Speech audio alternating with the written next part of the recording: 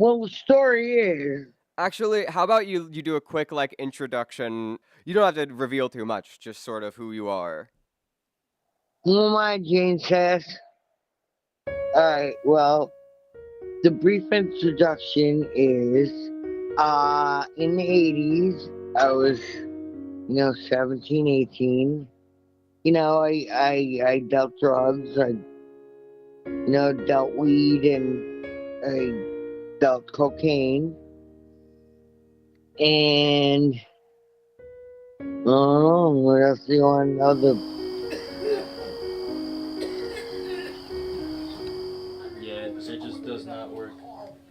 And I doubt it Just will. wrap this a little bit more Alright, well, I'm trying to smoke at the same time. just keep it a little bit more so it doesn't Oh, fall I off, got yo. it, got it, got it, got it.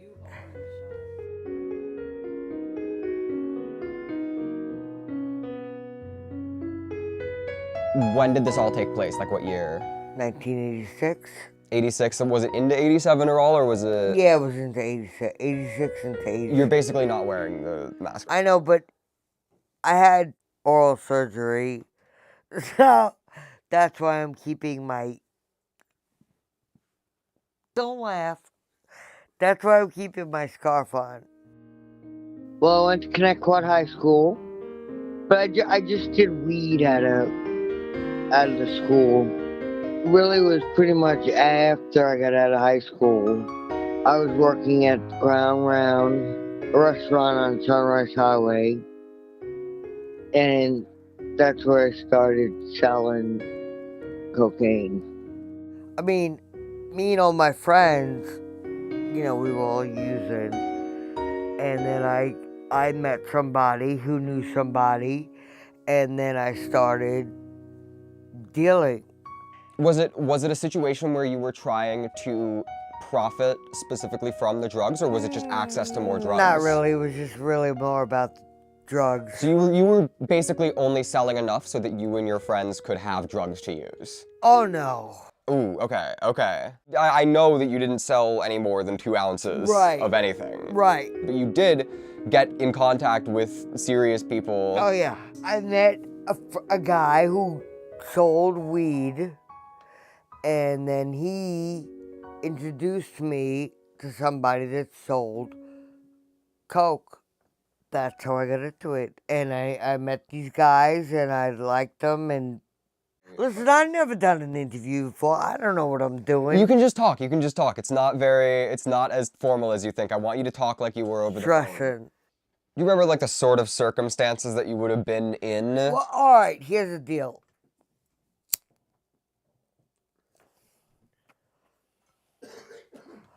I went to a therapist up here. This is when I lived up here. Because they wanted to see, they wanted to check me out. And I told them I had a mother-in-law problem. I don't have a drug problem. I have a mother-in-law problem. Wait, what was the question again? No, nothing led me to do coke except that I enjoyed it.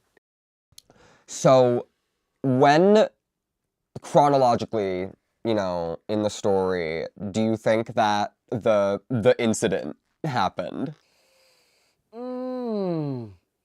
That was probably a year, not even a year into it. A little less than a year? Yeah. Okay, The so incident, me with the midget. Did you hear the story? You haven't heard it yet? Nobody heard it. Oh my God. All right. So, this guy that I bought the coke from, the prince. the prince from Pakistan, Surjat was his name, and he was going to Dowling College. So anyway, he was a dealer, and he came to my house.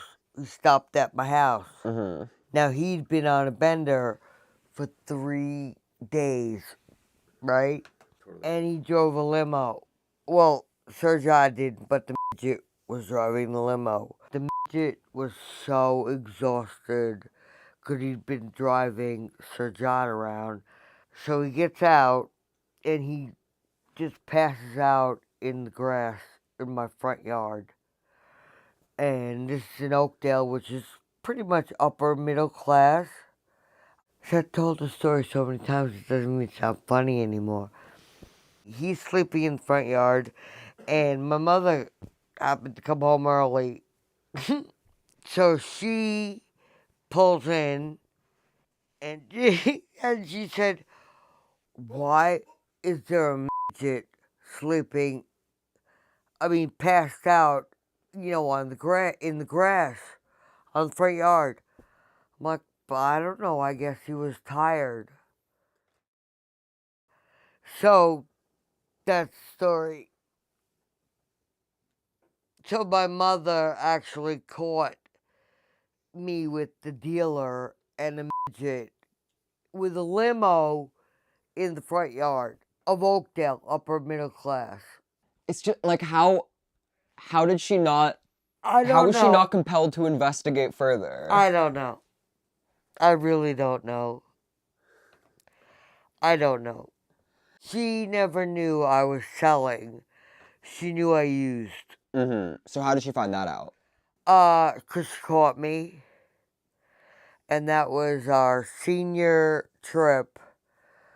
Alright, so we all slept at my house. And me and my girlfriend was upstairs in my room. And we told the boys we were going to bed, And we had the coke. So we did coke all night long. Me and my girlfriend have a mirror on my bed. So we probably had about, 8 or 10 lines. My mother comes upstairs. This is after the shit. My mother comes upstairs to tell me to have a good time at Great Adventure. So we quickly do a sheet over all the cocaine. She said, "Do you think I'm stupid? You don't think I know what's going on in here?" And me and my girlfriend were like, "What? We don't know what you're talking about." And she whipped up the sheet. We didn't think about my mother getting in trouble or anything. All we saw was cocaine just flying all over the bedroom. We're like, "Oh my God, she just lost so much coke." But we had so much more.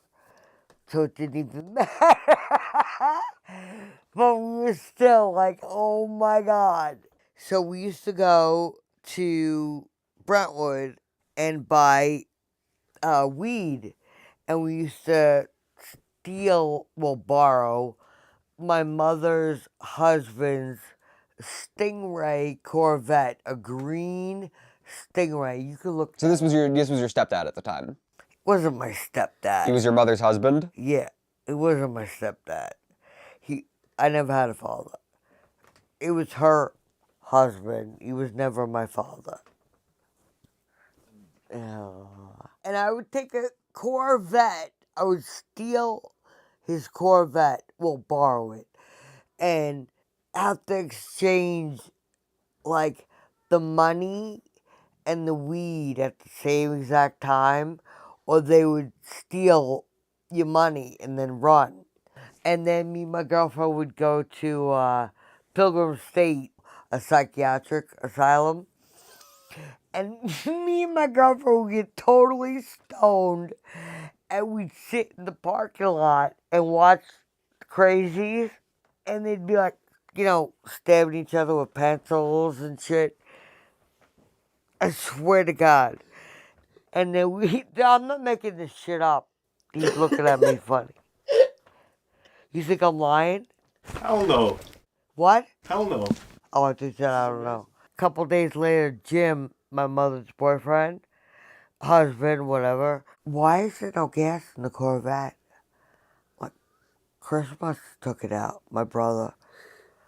You didn't mention anything about Chris. Was he ever relevant to any of this? No. Did he know what was going on? Did he know? Yeah, did he have any idea? He did coke with me for the first time See, there we go. That's something. ever. And he wanted more and he wanted more, because that's what happens when you first do it.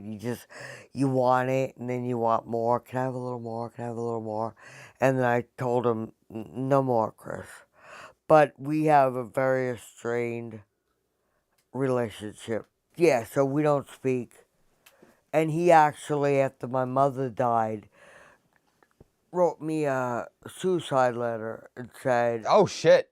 yeah, I never told you. No. Hmm. Oh my god. But he didn't do it. He wrote a letter to me saying, by the time you get this, I'll already be dead, and it's all your fault because you killed my mother and blah, blah, blah. And you just killed her for the money, which there was no money. But this is a totally different story. Why does he think you're responsible? Because he went psychotic after my mother died. That's got nothing to do with what we're talking about, so. To close it out, I wanna hear about what made you stop. Well, to stop dealing, quitting cocaine had nothing to do with dealing. I stopped dealing because I didn't want to deal with, owing somebody money after they give me so much stuff. That is a really like trusting sort of drug dealer, you know? I guess the Oh, yeah. implication is that they'll get you if you don't, which is what they were gonna do to Ginny. Yeah. Yeah. She owed them so much money. And I was an asshole and turned them onto her. And she was like, oh, I'll do it too. I could do it too. And she screwed them. Now, this is after graduation. This is after Great Adventure. They're looking for her. And they're calling my house looking for her. So I had to put her on a plane, a one-way ticket to California to get her out because they were going to kill her. After a while, I started getting tired of it. Like I gotta get rid of this. I wasn't addicted. I enjoyed it, but I was not addicted. So I had my girlfriend. I had to get rid of the cocaine, and she said she has a guy that can sell the shit for me. He happened to be a famous rock and roll guitarist. So I don't want his name. Cut that. I don't want his.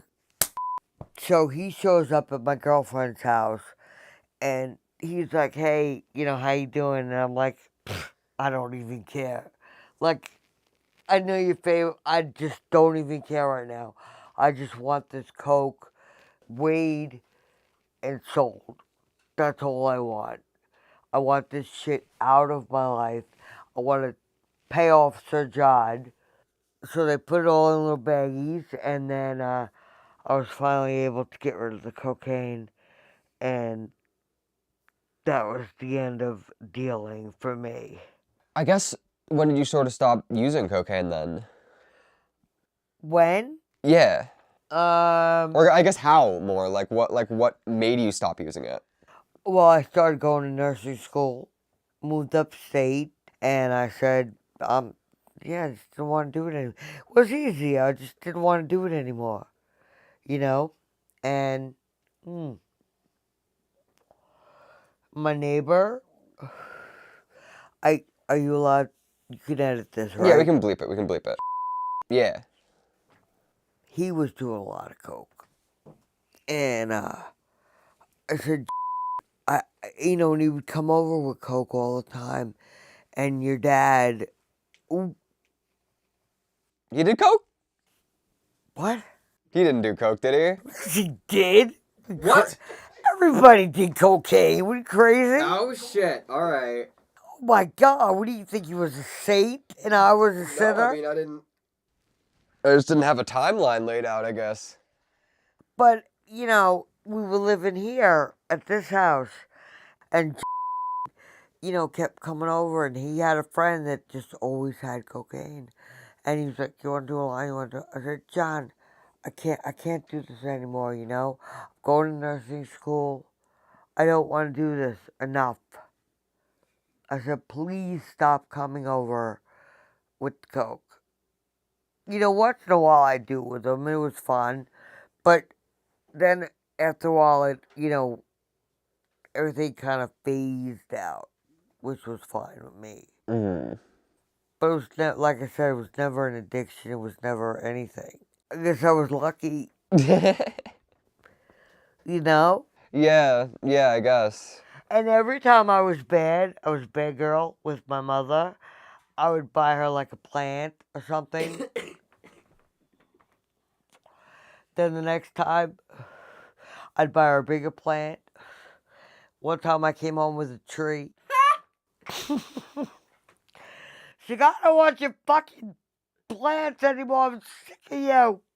We had a bad relationship from, 18 to like 22.